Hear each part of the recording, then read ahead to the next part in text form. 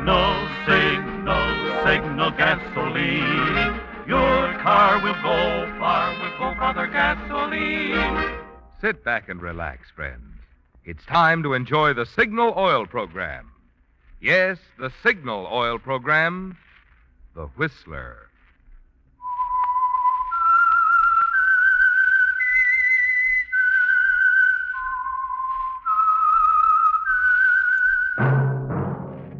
That whistle is your signal for the Signal Oil program, The Whistler.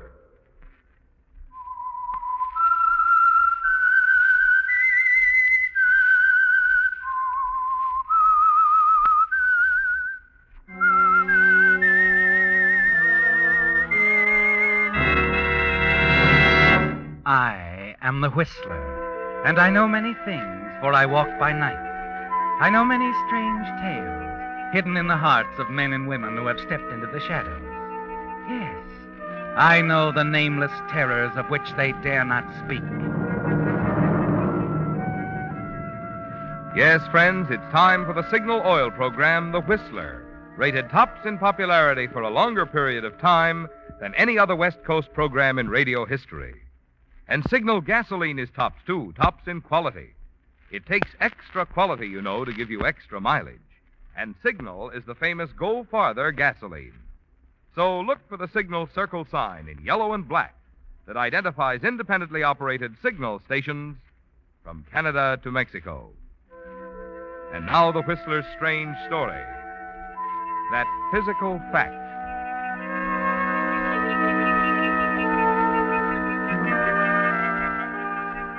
The captain on the bridge of the luxurious liner shaded his eyes from the white glare of the tropic sun. His gaze swept over the tiny deserted island, past the patch of white cloth flying from the top of a slender palm tree near the shore. Then he moved quickly to the quarterdeck, stood quietly by as the ship's doctor leaned over the half-unconscious person they'd just brought aboard. The details weren't available immediately, but when the story was pieced together, they discovered that it began some weeks before. Yes, it had all started weeks ago on an island several hundred miles away. On the docks beside the old freighter stood Professor Hilary Merrill, surrounded by a dozen huge packing cases, the successful result of more than 2 years of scientific research. It had been a large task indeed for such a small man, and the professor was a small man. People had never let him forget that physical fact. The loud laughter of 2 seamen nearby interrupted his thoughts. Hey, ain't that just the way the little professor struts around, huh? Yeah, like he owned the world. Yeah, he sure likes to give orders. The little guy really gets a big charge out of pushing big guys around and showing them who's boss. What's he trying to prove? What else? That it ain't the size of a man that counts. It's the brains.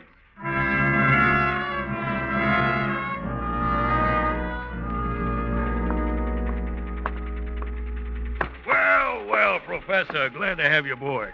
Thank you, Captain. Certainly been hearing things about you, Professor. Your research and all. I've tried to do my job. A big job, too. And for a man your size... If you don't mind, Captain, the physical fact has little to do with a man's brain. No offense, Professor, no offense.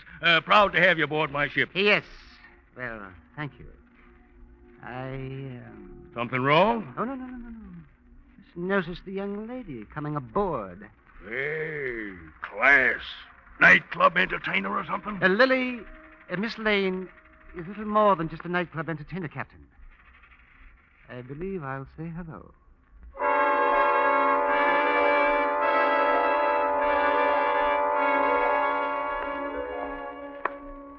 Well, Lily, there we meet again. Well, Professor, hello. I was wondering if I'd know anyone on board. You heading home? Yes, I am. I'm heading back. And you, Lily? What brings you aboard? Just that, Professor. I'm bored. The islands, people, everything. Thought I'd give the States a break. Wonderful. And our meeting like this should make the trip more pleasant for both of us. I don't see why not. We take quite a boat, you know. No, I didn't. How do you mean? The cargo. The usual. Along with a few passengers, I thought. That's all. Except for a very fancy shipment. In the purser's safe. I didn't know anything about that. You do? Oh, yes. Yes. This ship is carrying quite a fortune. Well, what do you know? Now, why don't we go down to my cabin and buy ourselves a bon voyage drink? An excellent idea, Lily. And you can tell me all about your research work,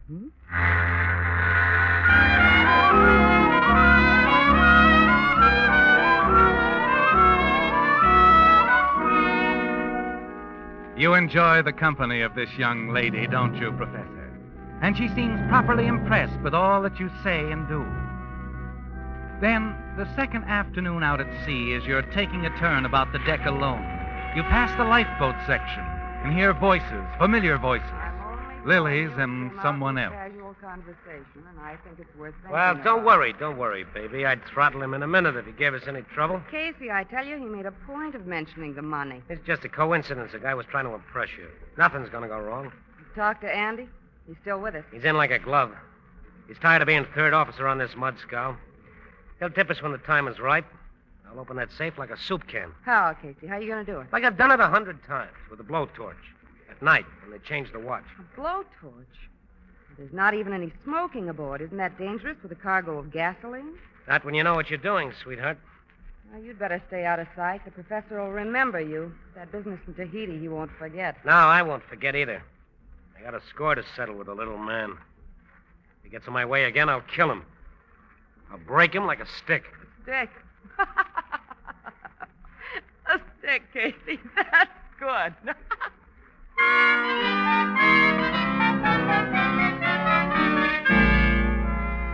Lily's laughter infuriates you, doesn't it, Professor? More than anything else. And you wonder what to do about what you've overheard. You keep close to your cabin for the rest of the day. And then one evening, you finally decide to drop in on the captain. As you start down the darkened deck and approach the bridge companionway,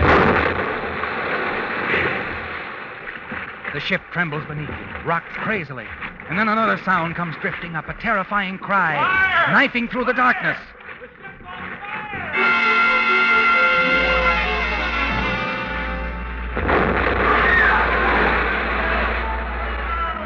Suddenly, you seem to be in a hot, searing vacuum. The pressure becomes unbearable. You want to scream, but you can't.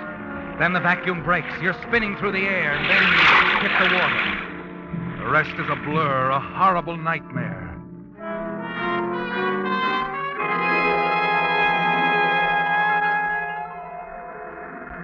You remember vaguely toppling over face down on the beach. You lie there till daybreak in a deep sleep. And in your dream, there are voices, and they come closer and closer. Hey, Professor, come on. Snap out of it. What is it? Morning, Professor. Welcome to our little island. Casey? Yeah, Casey. Remember me? How you feeling, Professor? But all right, I guess. Who are you? Name's Andy. Oh, yes. Would you give me a hand, Andy? Never mind, I'll give you a hand, Professor. Cut it out, Casey. Now, look, there's just 4 of us. We have to get along. You mean we're the only ones? Right so. Me, Casey here, you, and the girl. The girl? Lily. She's lying up there under the trees. The explosion shook her up pretty badly. I hope she'll come out of it okay. Oh, sure, she will. She'll be fine. But I don't know about you, Professor. I haven't made up my mind. Leave him alone. Sure, for now. But I think this'll be fun, don't you, Professor? Just the 4 of us alone on an island. Real cozy, huh, Professor?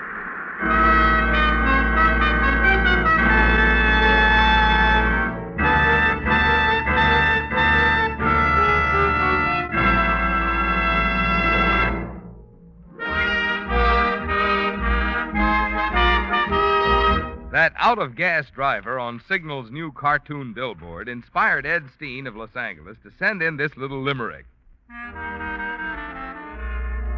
There once was a driver who set forth in his car, but wound up on a bicycle's handlebar, for he ran out of fuel, an experience most cruel.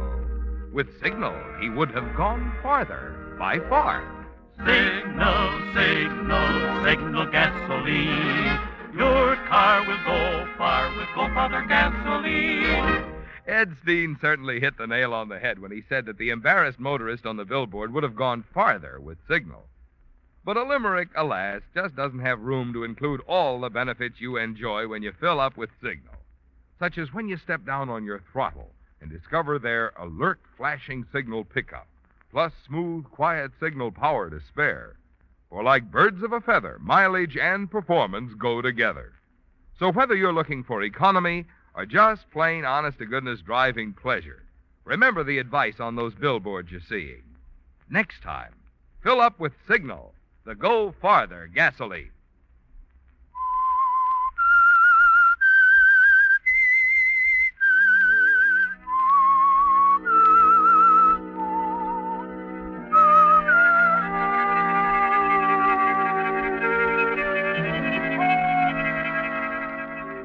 It's frightening, isn't it, Professor? Like awakening from one terrible nightmare into another.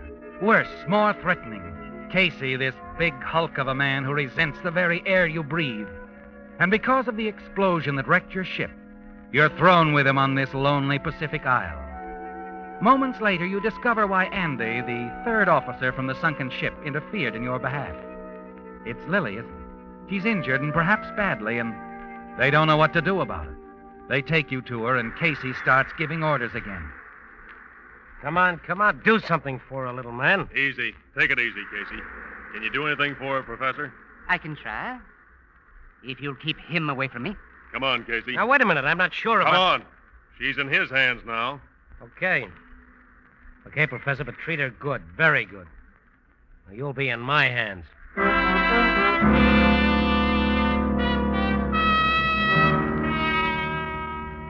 The balance of power changes swiftly sometimes, doesn't it, Professor? Brains for brawn, and you've won the first round. You smile as you turn to examine Lily. Her injuries aren't serious, you're sure of that. But you have no intention of revealing it to Casey. You make her comfortable, talk quietly, reassuringly, and then you notice something else, a small black bag. Well, the money. They did get it after all. Money. Oh, what does it matter? Who's going to use it now? Better that you rest, Lily. And don't worry too much. Everything's going to be all right. Professor, I'm sorry. I hope you don't hate me. Oh, no. No, indeed. I'm thankful for you, Lily. Yes, I'm thankful that you're here. Now, you just lie back.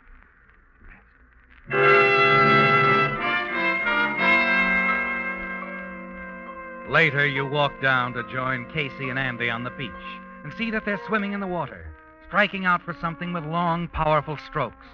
You marvel at their strength as you see the object of their efforts, a wrecked lifeboat on the reefs. Minutes later, the two men have the gray hulk beached. It's almost a complete wreck. But lashed securely in the prow of the boat are two casks of water, a heavy axe, and in one remaining watertight compartment are several tins, emergency rations of meat and biscuits. Hey, this is a break. Look at that, Casey. Food and water. Wonderful. Hey, give me that. I'm going to buy myself a drink. Casey, put that down. What? I said, put it down. Listen, you, since when are you... Hold it, Casey. Each drink you take puts us all that much closer to oblivion. We can stay here, oh yes, eating, drinking up our lives day by day. Or we can make an attempt to save ourselves. What do you mean? A raft. We can build a raft. Yeah, out of what? This shattered lifeboat, the canvas, the trees. Anything we can lay our hands upon. He's got something there, Casey. Sure. Suppose we do build a raft. We end up in the middle of nowhere. How do we know we got enough food and water? We don't. At best, it's a hit-and-miss proposition. We might hit. I'm game. Anything's better than sitting here letting that burning sun fry our heads off. What's the first move? I'll have to have time to figure out our chances.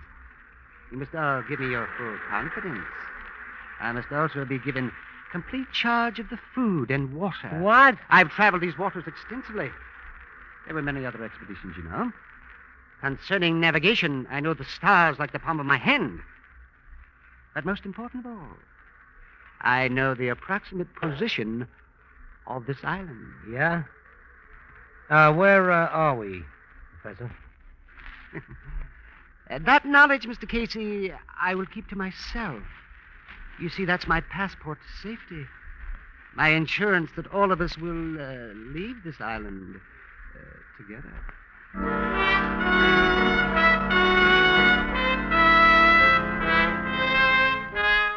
You're one step ahead of Mr. Casey, aren't you, Professor? And that's where you're going to stay all the way. You turn your thoughts back to the details of your plan. Carefully consider the time, the distance, the food and water supply. The atolls and the Radak chain are your best chance. Only 2 of you stand a chance of making it alive. But the others mustn't find that out. Not even Lily until you're ready. And then that evening.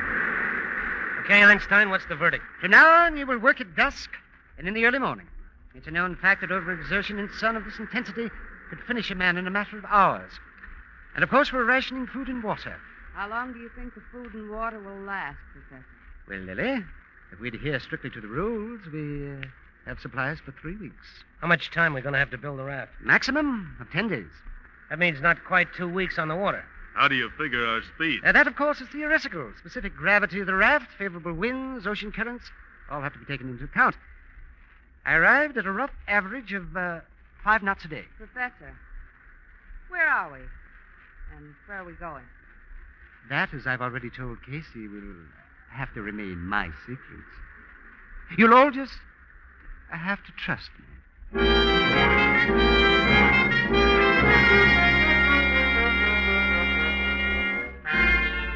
In the week that follows, the work of building the raft progresses under Casey's supervision. You spend all your time weaving palm strands into a sail, taking care of Lily. And then early one morning, as you pause in your labors, you glance up. And a few feet away, resting on one elbow, Lily stares at you, a faint smile on her lips. Good morning, Lily. Have a good sleep? Uh-huh. How do you feel? Oh, I'm still weak as a kitten, I'm afraid. I'll get you some biscuits and water. No, later. Right now, I'd rather talk. You know, you're pretty smart. And what's amusing? The way you handle those 2 big hulks, Casey, Andy. I find it very amusing. I kind of like it, Professor. I've always liked a man with brains. Then how is it that you and Casey... well, I mean... Oh, he's all right. I figured he'd do till something better came along. I see. I guess I've always felt that someday I'd run across just the kind of a guy I wanted. Nice sort of guy, and smart. And all the Caseys in the world could drop dead for my dough. And speaking of money... A little black bag here, Professor? What you thinking about? You're in. I've already talked with Andy. He'd cut you in for a share. And Casey? What did he say? Casey's been outvoted. He's sore, but there's nothing you can do about it. So you're in. That's fine, Lily.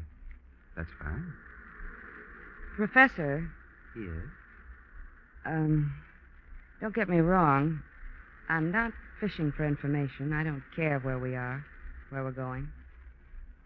Just as long as I get there. What is it, Lily? Do you really think we have a chance? The 4 of us? We have a good chance, yes. A couple of smart people would stand a better chance of making it, wouldn't they? I mean, food, water, and everything. Yes. 2 smart people would have a better chance than 4, Lily. A much better chance.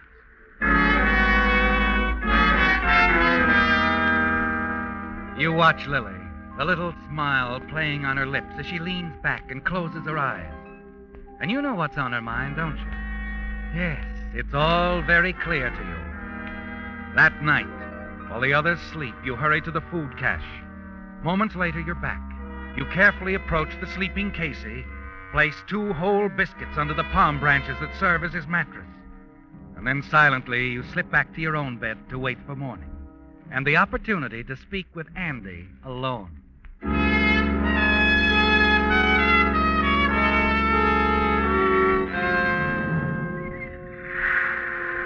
How's the raft coming along, Andy? They ought to finish it up, Professor. How about the sail? All but completed. Great. Well, I'd better get down there and give Casey a hand. Just a moment.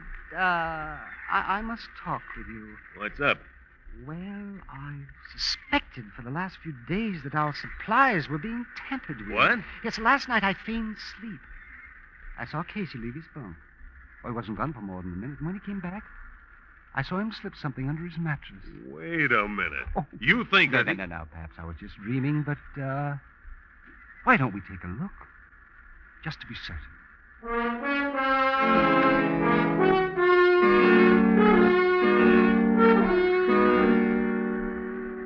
How do you like that? 2 whole biscuits in his bunk. Just wait till I get my hands on... No, Andy. No, wait. We must be very careful. Something must be done about it, yes. A man like Casey is dangerous in this situation. He threatens our own lives. Why don't I just go down to the beach now and... No. I have a better idea. Now, tonight, when everyone's asleep, you must go to the food cache and wait. And if I'm thinking correctly, Casey eats his stolen biscuits at night. And if that's the case, well, he'll get thirsty. Sure. And I'll give you odds you'll have a nocturnal visitor. And if I have this visitor? Well, I'd keep your knife in readiness if I were you, Andy. You know, we must be completely heartless in a situation like this. Yeah. If Casey walks to the food cache tonight, Professor, it'll be his last walk.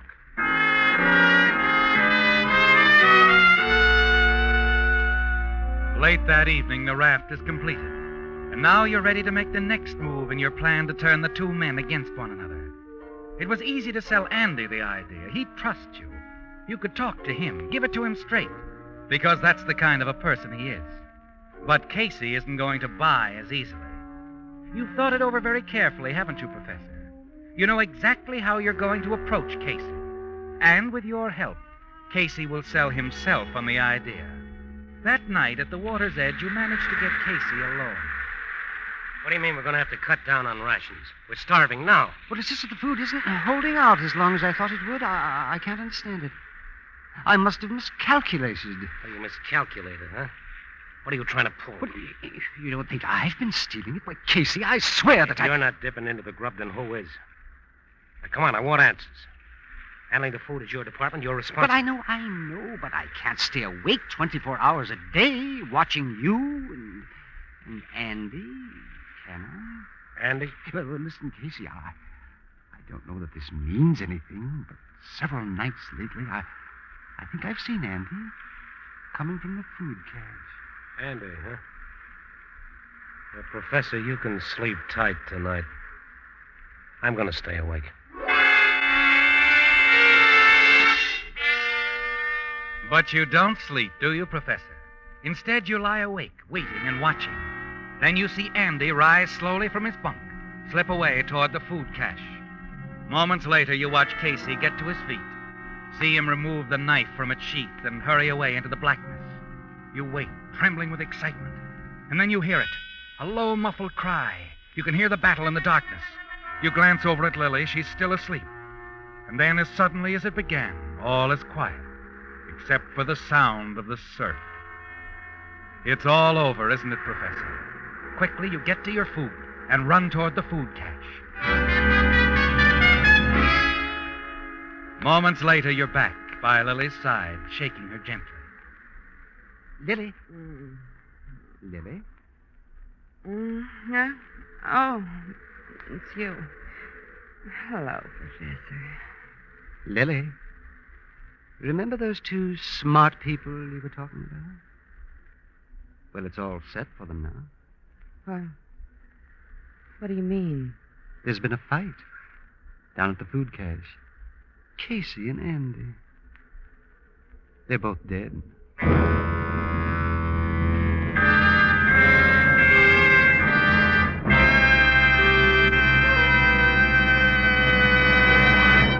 The Whistler will return in just a moment with the strange ending to tonight's story. Many of you are thinking of putting new tires on your car before starting on your vacation trip. So here are some important facts to remember for most value per dollar. In both mileage and safety, your best buy is a first line, I repeat, First Line Tire. And to be sure you're getting first line quality, you'll be wise to choose a Lee tire made by Lee of Conshohocken, who for 47 years has made only one quality, the finest of first line tires. Typical of Lee's superior construction, the rugged cold rubber that goes into Lee tires is now toughened even more with patented Fill Black O. That's one reason today's Lee tires actually wear longer than ever before, and why signal dealers can now back every Lee tire with a double guarantee. And best of all, you can now trade your smooth old tires for these extra long-wearing Lee First Line tires at surprisingly small cost. Stop by a signal station and get the facts and figures. You'll find that sign outside signal stations means what it says. Biggest allowance for your old tires. And we do mean biggest.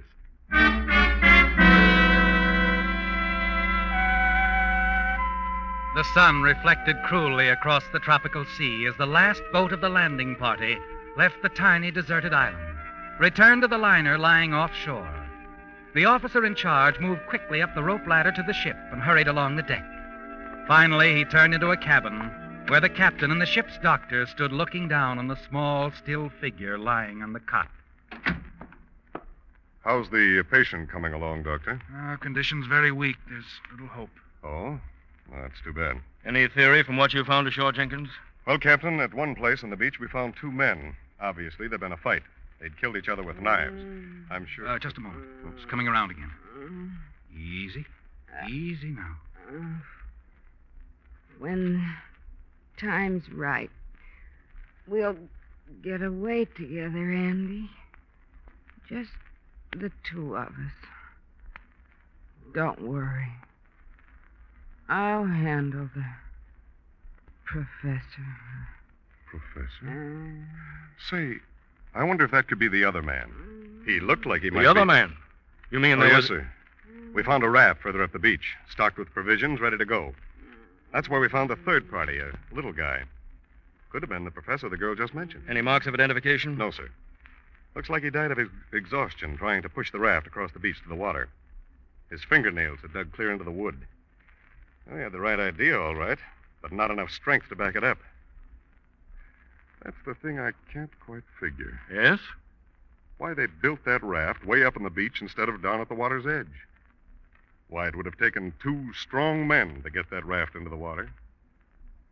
Whoever built it, well, I guess they just weren't very smart.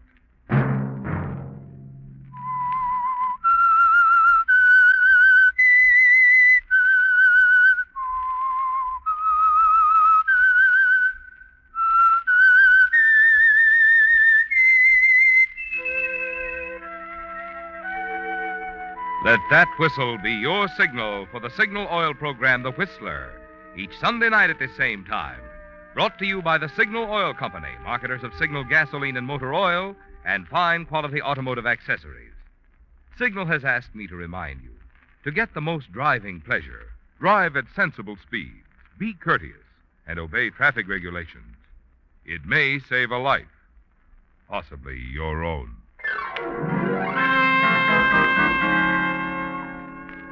Featured in tonight's story were Howard McNair, Virginia Gregg, Frank Lovejoy, and Don Harvey.